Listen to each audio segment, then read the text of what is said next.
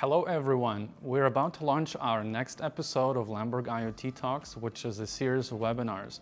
In the next episode, you will learn how to go from prototype to mass production when you're building your next IoT product. We will bring two special guest speakers who are experts and hands-on practitioners in IoT product development.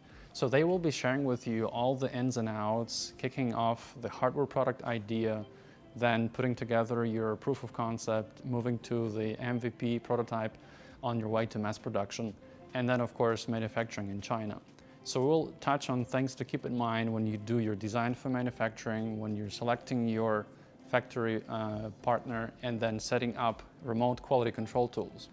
By the end of the webinar, you'll have the ability to post your questions, so we'll have a nice Q&A session there. Please go ahead and register by the link. We would love to have you on the webinar and see you around.